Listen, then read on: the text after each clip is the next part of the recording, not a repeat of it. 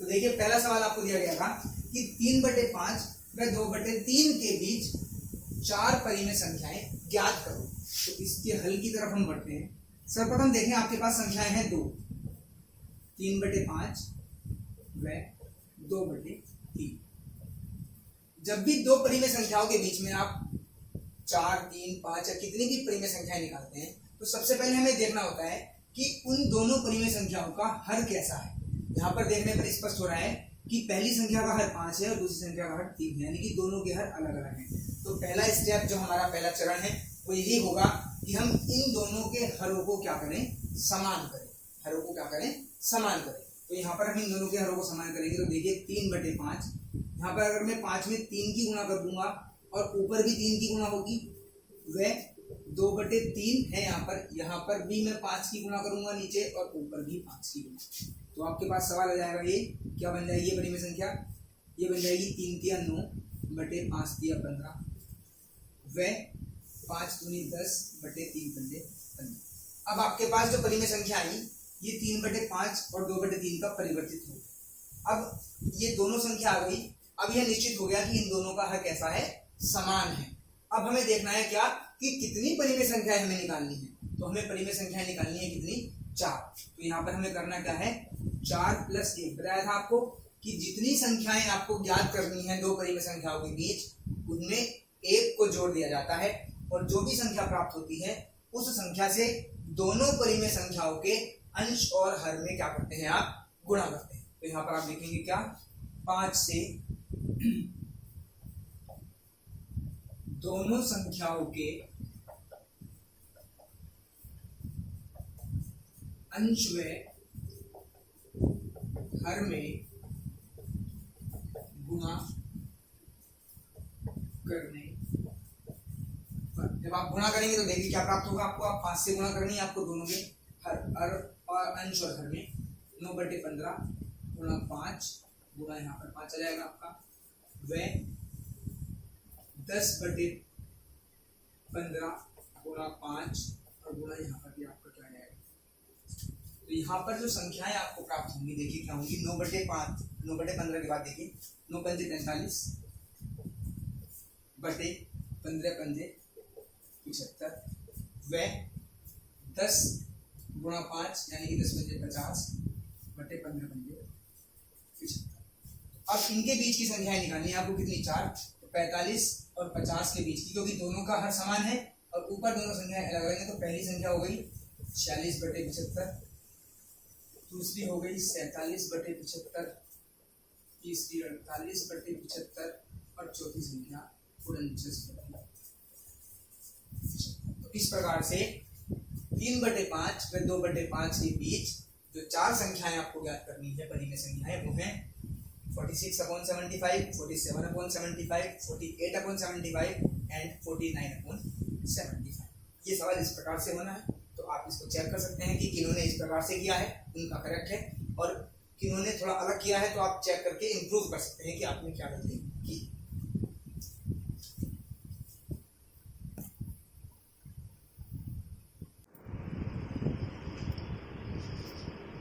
अब दूसरे प्रश्न की ओर चलते हैं, जो कि था 2/5 व 3/4 के बीच 5 परिमेय संख्याएं आपको ज्ञात करनी है।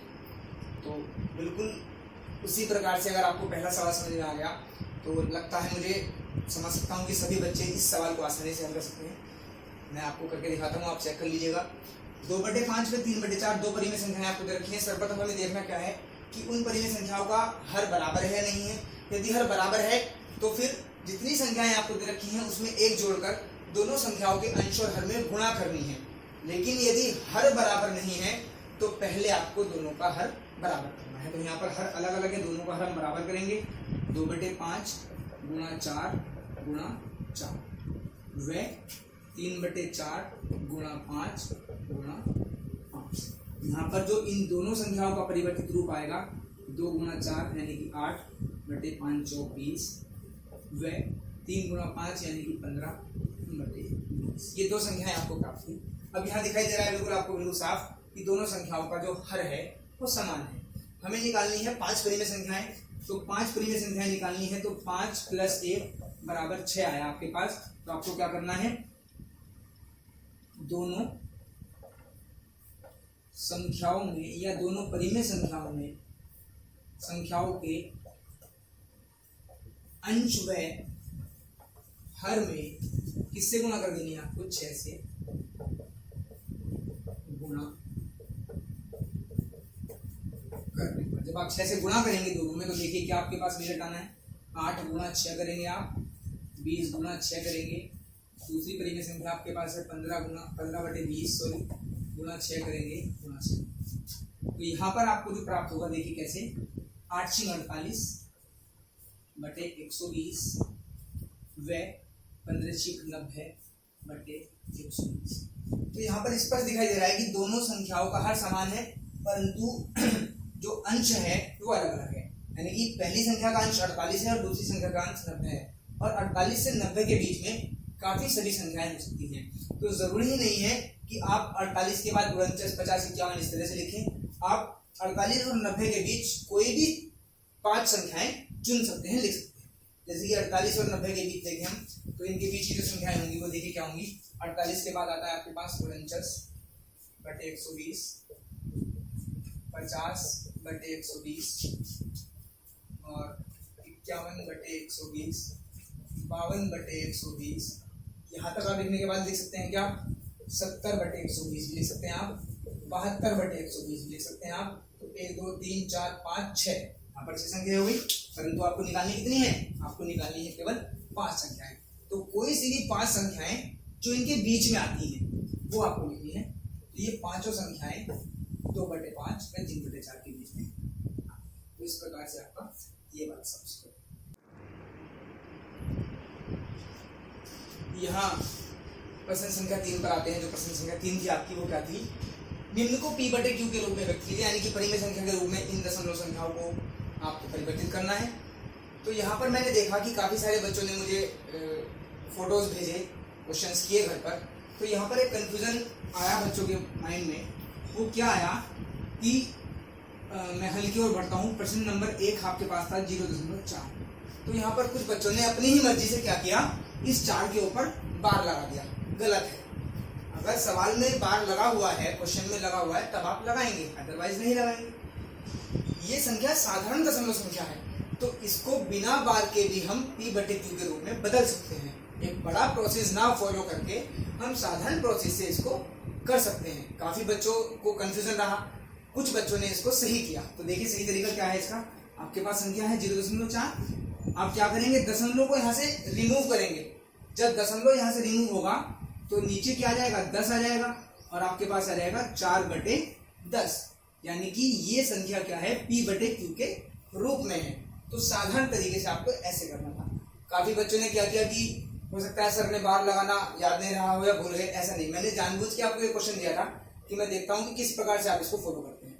2 या 3 बच्चों ने अच्छा किया और बाकी बच्चों का प्रयास थोड़ा सा असफल रहा।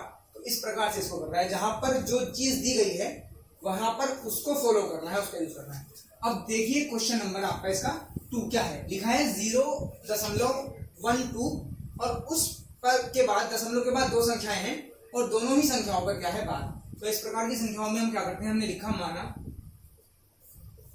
x बराबर 0.12, x बराबर 0.1212, ऐसे आप काफी ज्यादा बार कर सकते हैं। क्योंकि मतलब क्या है कि जब 1 और 2 पर बार है तो 1 और 2, 1 और 2, 1 और 2 का क्या हो रहा है, रिपीटेशन हो रहा है, पुनरावृत्ति हो रही है। अब आपको बताया था, ऐसे सवालों को करने के लिए बताया था p/q के रूप में बदलने के लिए, कि दशमलव के बाद जितनी संख्याओं पर बार होगा दोनों तरफ बाएं पक्ष में भी और दाएं पक्ष में भी क्या होगी, उतनी ही 0 से गुणा होगी। तो जैसे कि आपको दिखाई दे रहा है 2 अंक हैं, 2 अंकों पर ही बार है। तो यह लिखेंगे आप क्या कि समीकरण 1 में 100 से दोनों ओर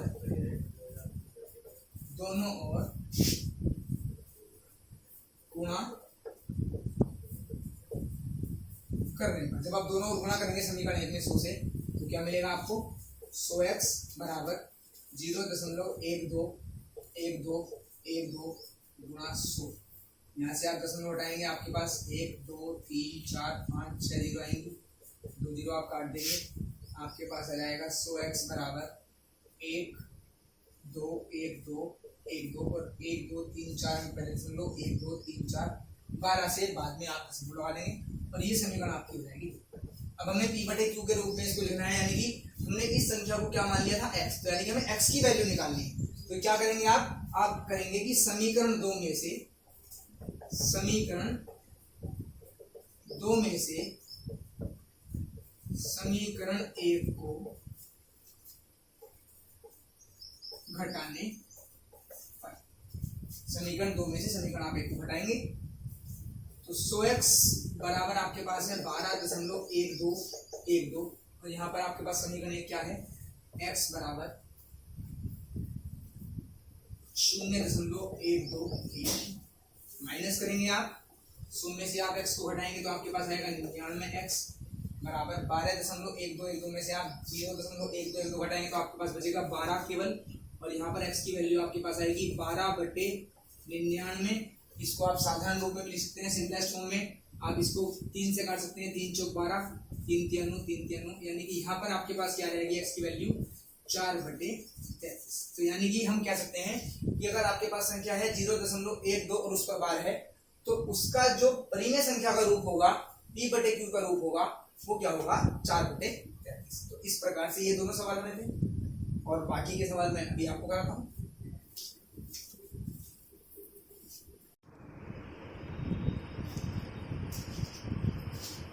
तो अब आते हैं इस अभ्यास प्रश्नों में, प्रश्न नंबर 4। प्रश्न है आपका क्या कि वर्गमूल 3 व वर्गमूल 7 को संख्या रेखा पर निरूपित या प्रदर्शित कीजिए। निरूपित, तो सबसे पहले आप यहाँ लेंगे वर्गमूल 3। वर्गमूल 3 को या किसी भी वर्गमूल संख्या को किस प्रकार से संख्या रेखा पर प्रदर्शित करना है आपको पहले बता दिया गया था, उन्हें आप देखेंगे तो ये चीज़ आपको और क्लियर रहेगी। सबसे पहले हमें क्या करना होता है, सर्वप्रथम हमें संख्या रेखा यानी कि एक नंबर लाइन खींचते हैं, दोनों तरफ उसके एरो का निशान लगाते हैं, क्योंकि संख्या रेखा जो होती है वो दाईं और बाईं दोनों ओर बढ़ती हुई प्रतीत होती है।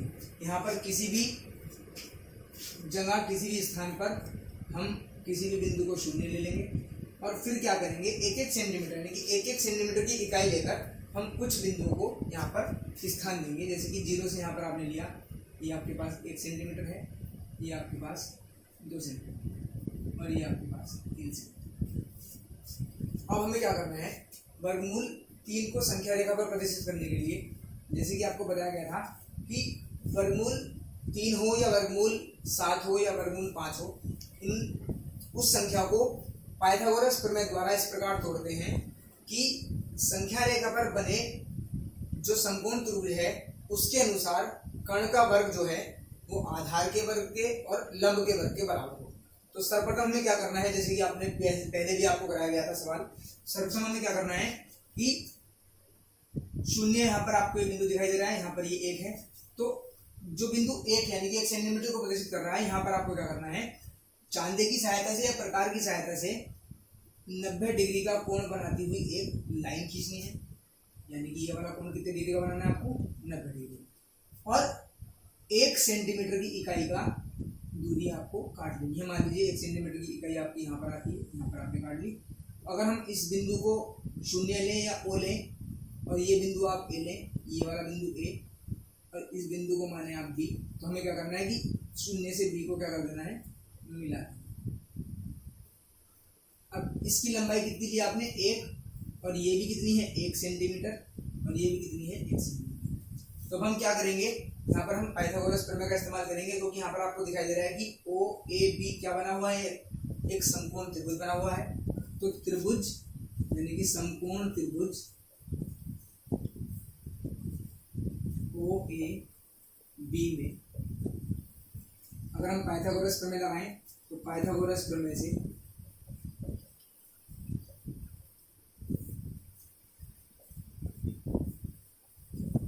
पाइथागोरस प्रमेय क्या लगेगी, ओ बी का स्क्वायर बराबर होगा ओ ए का स्क्वायर प्लस ए बी का स्क्वायर।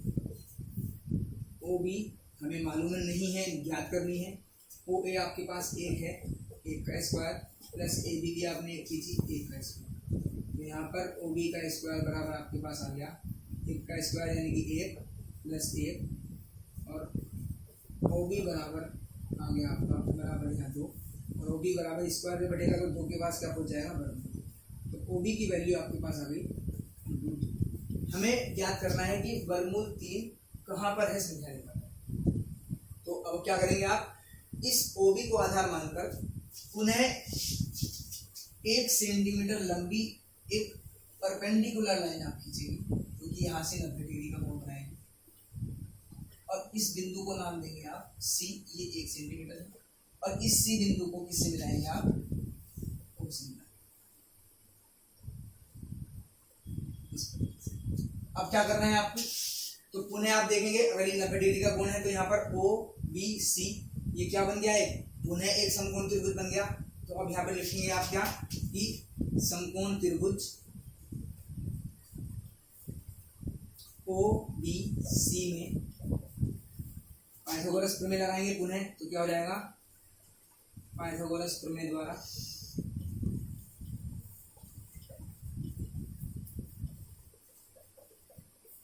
पाइथागोरस प्रमेय द्वारा क्या करेंगे आप, या पाइथागोरस प्रमेय से ओ सी यानी कि कण का वर्ग जो होगा वो आधार के वर्ग के प्लस लंब यानी कि बीसी के वर्ग के बराबर। यहाँ पे आपको ओ सी की जो वैल्यू है वो मिलेगी ओ बी आपके पास कितनी वैल्यू है, √2 का वर्ग प्लस बीसी आपको बताया था 1 सेंटीमीटर का लंब खींचना है, और ओ सी स्क्वायर बराबर आपके पास आ गया 2 + 1 = 3, और यहाँ से अगर आप देखें तो ओ सी बराबर आपके पास आ गया वर्गमूल। तो यानी कि ये जो ओ सी की डिस्टेंस है ये कितनी आ गई आपके पास, √3।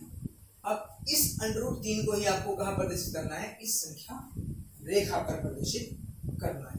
तो इस संख्या रेखा पर जब आप इसको प्रदर्शित करेंगे तो क्या करेंगे आप कि 0 से सी तक की डिस्टेंस लेंगे कंपास में, और एक क्या लगाएंगे, आर्क लगाएंगे।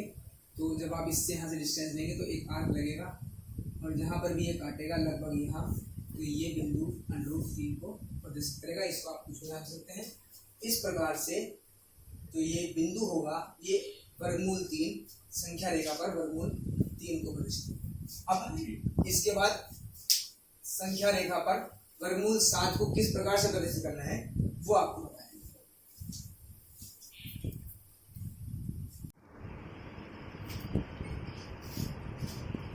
अब आते हैं वर्गमूल 7 पर कि वर्गमूल 7 को किस प्रकार से संख्या रेखा पर निरूपित किया जा सकता है। देखिए आपके पास है वर्गमूल 7, वर्गमूल। तो सर्वप्रथम हमें क्या करना है, एक संख्या रेखा ड्रॉ कर लेनी है, बना लेनी है।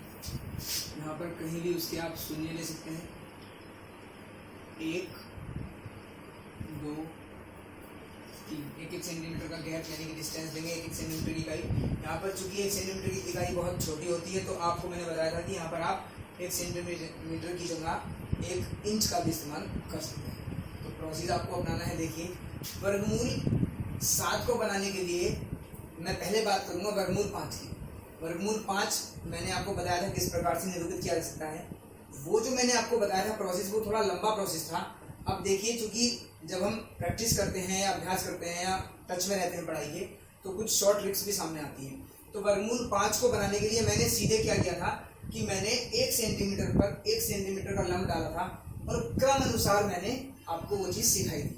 लेकिन यहाँ पर वर्गमूल 5 अगर आपको दोबारा कहीं बनाना पड़े तो कैसे आप शॉर्ट तरीके से बनाएंगे और फिर वर्गमूल 5 की सहायता से आप कहाँ पहुँचेंगे, वर्गमूल 7 पर। तो देखिए क्या करना है, आपको दिखाई दे रहा है बिल्कुल स्पष्ट कि यहाँ से यहाँ तक की जो दूरी है वो कितनी है,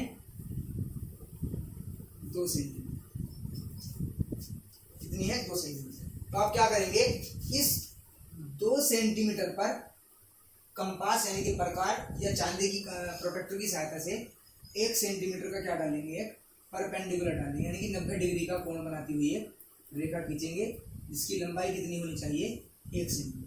और इस पॉइंट को आप क्या मान लेंगे, सपोज आपने इसको ए माना और ये पॉइंट आपका हो गया। करना क्या है आपको, इस बी से शून्य को मिला देना है, तो आपको दिखाई दे रहा है कि यहाँ पर नंबर लाइन पर एक समकोण त्रिभुज निर्मित हुआ जो है आपके पास ओ ए बी। अब इस समकोण त्रिभुज ओ ए बी में क्या दिखाई दिया हमें, देखेंगे आप कि समकोण त्रिभुज ओ ए बी में यहाँ पर हम क्या लगाएंगे, पाइथागोरस प्रमेय। पाइथागोरस प्रमेय से ओ बी का वर्ग बराबर ओ ए का वर्ग प्लस ये जो परपेंडिकुलर है यानी जो लंब है इसका वर्ग। ओ बी आपको मालूम नहीं है, ओ से ए तक की डिस्टेंस अभी बताइए आपको कितनी है, 2, तो 2 का वर्ग प्लस ए बी कितनी बताइए आपको, 1 सेंटीमीटर यानी कि 1 का वर्ग। तो यहाँ पर आपके पास आया कि ओ बी की घात 2 बराबर 2 दूनी 4 प्लस 1 यानी कि आया आपके पास 5 और ओ बी बराबर इसका वर्गमूल, वर्ग घटाएंगे तो उधर तरफ वर्गमूल आ जाएगा, तो ये आ गया आपका। तो देखिए पहले करीब 3 या 4 स्टेप में √5 को आपने संख्या रेखा पर निरूपित किया था। यहाँ पर सीधे एक ही बार पाइथागोरस प्रमेय लगाई एक त्रिभुज में और सीधे आपको वर्गमूल 5 मिल गया। तो अगर सवाल आता है आपके पास तो आप इस तरह से भी करेंगे, आपका सवाल बिल्कुल सही होगा। अब हमें पहुंचना कहाँ है, वर्गमूल 7 पर। तो वर्गमूल 7 पर पहुंचने के लिए हमें क्या करना पड़ेगा, वही प्रोसेस अपनाना है कि OB को आधार मानना है और OB को आधार मानते हुए हमें क्या करना है, पुनः 1 सेंटीमीटर की एक रेखा जो कि OB से 90 डिग्री का कोण बनाती हो वो खींचनी है और इस पॉइंट को आपको C लेना है और C से किसको मिला देना है, 0 को मिला देना है इस प्रकार से। अब आप देखेंगे कि अगर ये 90 डिग्री का कोण है तो OBC क्या है, एक पुनः एक समकोण त्रिभुज बन गया। तो यहाँ पर हम लिखेंगे क्या, अब समकोण त्रिभुज OBC में, इसमें भी आप पाइथागोरस थ्योरम लगाएंगे। जब पाइथागोरस थ्योरम लगेगी तो देखेंगे आप कि पाइथागोरस थ्योरम क्या होती है कि कर्ण का वर्ग जो है वो आधार के वर्ग के और लंब के वर्ग के योग के बराबर होता है। तो यहाँ पर लेंगे आप OC का वर्ग बराबर OB का वर्ग प्लस BC का, और ये कितनी तरह, ये मैंने आपको कितने खींचनी है, 1 सेंटीमीटर। तो यहाँ पर OC का वर्ग बराबर OB, आपके पास OB की डिस्टेंस अपने निकाली √5, तो यहाँ पर आप रख देंगे √5 का वर्ग प्लस BC 1 का वर्ग, OC का वर्ग बराबर √5 का वर्ग करेंगे तो इस वर्ग से वर्गमूल कैंसिल हो जाएगा। ये ध्यान दें आप, वर्ग से वर्गमूल कैंसिल हो जाता है। तो 5 + 1 और यहाँ पर आपका आ गया 6। और अगर खाली OC की बात करें तो OC बराबर आपके पास आ जाएगा वर्गमूल 6। तो इस प्रकार से ये आपके पास क्या आ गया, वर्गमूल 6। हमें अभी भी किसकी आवश्यकता है, वर्गमूल 7 की। तो पुनः हमें क्या करना है, पुनः हमें करना है क्या कि हम क्या करेंगे कि अब OC को आधार मानेंगे और फिर 90 डिग्री का कोण बनाती हुई एक 1 सेंटीमीटर की रेखा खींचेंगे और जिसको हम नाम देंगे यहाँ पर क्या, D। और इस D बिंदु को क्या करेंगे आप, O से। अब फिर आपको यहाँ पर दिखाई दे रहा है कि OC और D, OC और D कैसा है, एक समकोण त्रिभुज है। तो यहाँ पर आपको करना क्या है,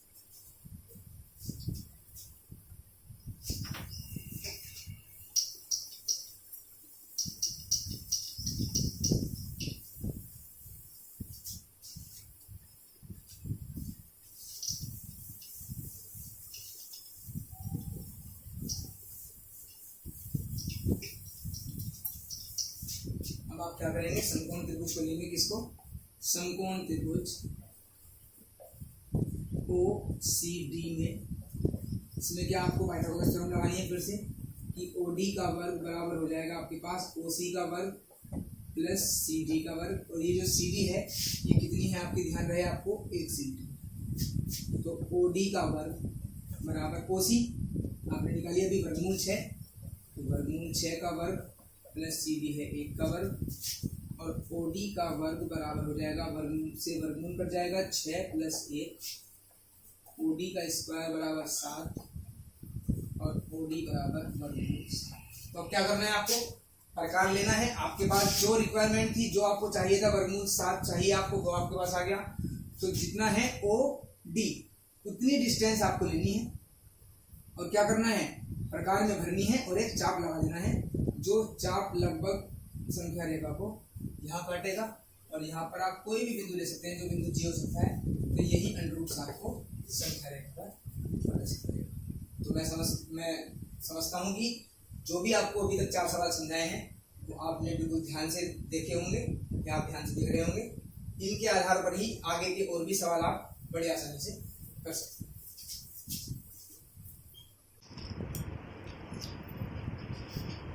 अब आते हैं अभ्यास प्रश्नों के अंतिम प्रश्न पर, यानी कि प्रश्न संख्या 5। इसमें आपको दिया गया है कि निम्न के हर का परिमेयकरण कीजिए, यानी कि परिमेयकरण मतलब इंग्लिश में कहते हैं आप इसका रैशनलाइजेशन करना है।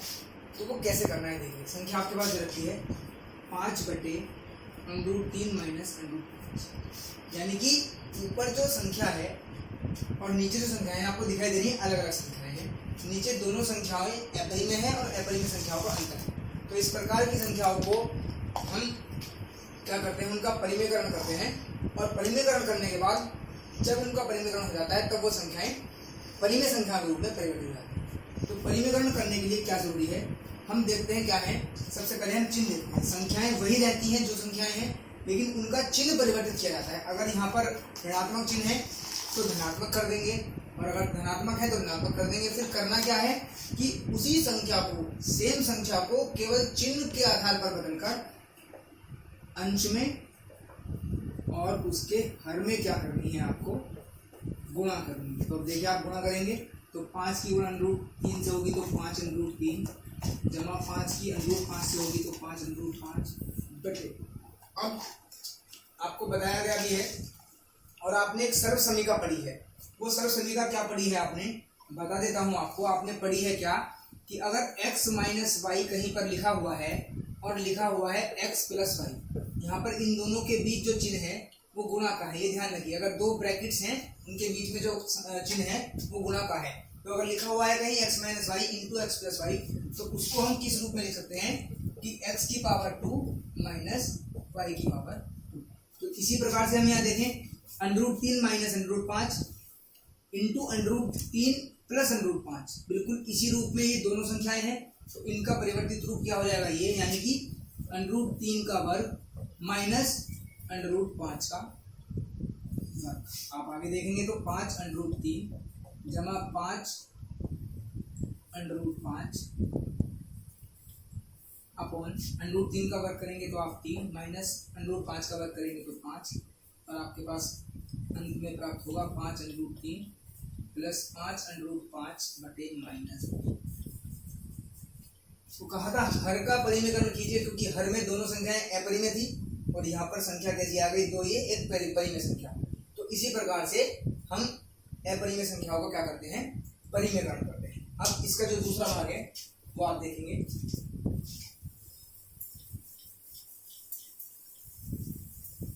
दूसरा भाग आपको दिया है 1/3 माइनस वर्गमूल 5। तो यहाँ पर आप ध्यान से देखें, बिल्कुल एज इट इज आपको सवाल करना है। 1/3 माइनस 5, संख्याएं वही रहनी है लेकिन चिन्ह को परिवर्तित करके अंश और हर में गुणा कर देनी है, जिसको हम बोलते हैं कॉन्जुगेट से गुणा करना। तो 3 + √5 बटे 3 + √5। अब आगे बढ़ेंगे, एक की गुणा जब 3 + √5 में होगी तो बिल्कुल ऐसे की ऐसे 3 + √5 आ जाएगा। यहाँ पर फिर वही अवस्था है जो अभी आपको बताई थी कि x - y into x + y, एक बार घट रहे हैं एक बार जुड़ रहे हैं, तो क्या होगा, वर्गों का अंतर कहलाता है ना, डिफरेंस ऑफ स्क्वायर। तो क्या करेंगे, 3 का स्क्वायर माइनस √5 का स्क्वायर, यानी कि 3 + √5 अपॉन 3 का वर्ग हो जाएगा यहाँ पर 9 माइनस √5 का वर्ग हो जाएगा यहाँ पर 5, और यहाँ पर आपके पास आ जाएगा क्या, 3 + √5 बटे 4। इस प्रकार से जो अभ्यास प्रश्न आपको कल दिए गए थे, काफी बच्चों ने प्रयास किया कुछ बच्चों ने कुछ क्वेश्चंस को सही किया, काफी बच्चों से गलतियां हुई। तो कहाँ गलती हुई आपसे और किस प्रकार की गलती हुई, छोटी गलती हुई या बड़ी गलती, वो आप इन 5 सवालों को जो मैंने अभी आपको कराए हैं उनको देखकर आप अपनी गलती का सुधार कर सकते हैं और आगे इस प्रकार की छोटी छोटी गलतियां कम से कम हों उसका भी आप ध्यान रखें। Thank you.